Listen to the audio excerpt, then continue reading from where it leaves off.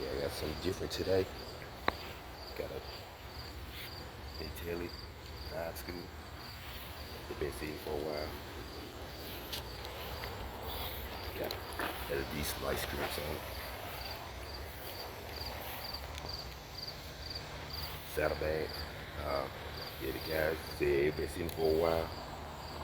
So you want me to see what's going on with it? Can we get it started? And move this out.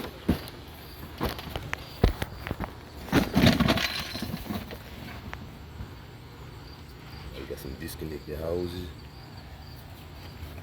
Missing a spark plug. The wire is disconnected. Yeah, no spark plug in. I'm pretty sure that carb gonna have to come off. Pretty sure they're gonna leak clean. It depends on if the CDI box is still good. Like, got a couple connectors that's not plugged into anything.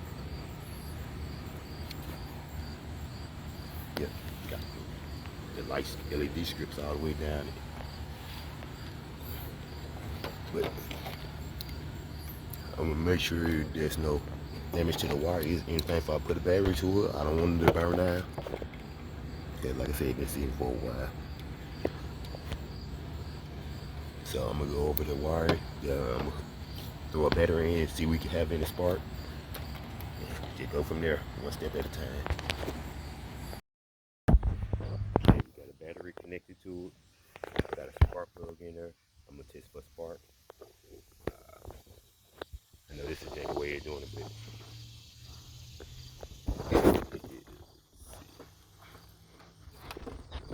now, X band, K band, KA band, laser. the radar detector work.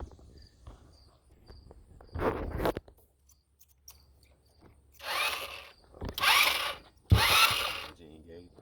Start engaged. X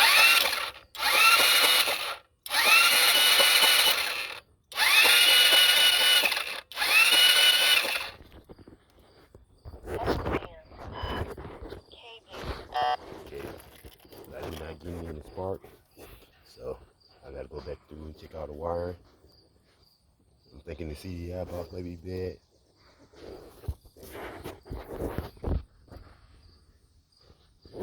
I'm not for sure not getting any spark. It's good and grounded. And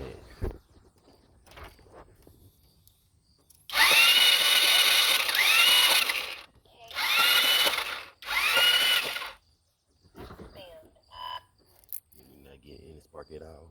So I gotta go through the wire. Like I said, I have a feeling it might be like a CDI box or something like that. But the amount of wiring they have on it, it could be anything. Like I say, it has all the extra accessories like LED lights, everything like that. I even have a serial lighter connected also. So I gotta go through and figure out what I'm not getting spark or what's not getting power. I'll get you back on, let you know what I find out. Okay, I'm pretty sure the reason it's not getting spark, it's stupid of me. I didn't even notice it at first, but the connectors right there. Those are one that go to the CDI box, and the CDI box is missing right now. So of course we're not gonna have any spark. So until we get one of those, it's nothing else I can do right now. I'm gonna let the customer know and see if we can get one in, and we'll pick up from there. But until then, it's the end of it. Okay, we installed the CDI box. This one had one wire on it, two plug. So that's the DC system. So we got the DC CDI in. It definitely has spark now. So I took the air hose off, sprayed it, started fluid in it, and it started right up. So I guess we have a fuel delivery problem now. And here's the fuel pump on this side. He said it's been sitting for a while, so the diaphragm could be bad. The gas tank is pretty clean. I got the gas tank pretty almost full, so it definitely should pump. I tried starting it over for a while and never got it started. Nope, fuel came out the whole shit for the carburetor. So gotta go in. Like I said, I think it's the diaphragm in the fuel pump, so I'm gonna pull that off and open it up. Take a look inside there, make sure everything good. Make sure we can gas out the hose at the bottom down there. Make sure the filter not clogged. Yeah, we're gonna start at the close plate. First, we're gonna pull the hose out the bottom of the filter. Make sure we getting gas through that hose. Then we're gonna work our way all the way up into the fuel pump. Let me get started on it, and I'll get you back out when I figure out something.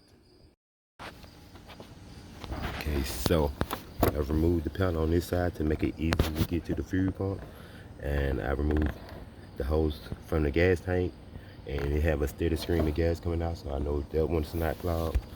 And I said I'm gonna take that fuel pump off and check it out since I'm here already. And when I disconnect the suction hose, it have gas pouring out of it, so I'm pretty sure something going on with the fuel pump. This not even the feed hose. This is the feed hose that goes to the carburetor. And what I think is the gasket is bad, and letting some overbleed go into the suction hole or the diaphragm itself could be bad. So I'm gonna pull it and check that out. Okay. We had a fuel pump here. I did disassemble it. Make sure both of the one-way valves were good. One of them would stick open. So I took it apart and I cleaned the corrosion from around the gasket area, and now it seemed to work properly. So I'm gonna put it back on, and we're gonna see what it do, if we're gonna pump in the fuel.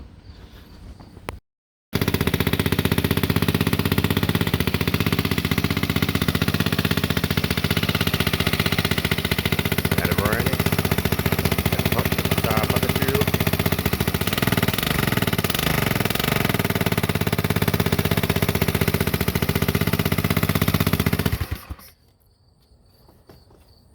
Got the pump to start pumping fuel. I guess it was the diaphragm. I don't have the appropriate battery connected right now.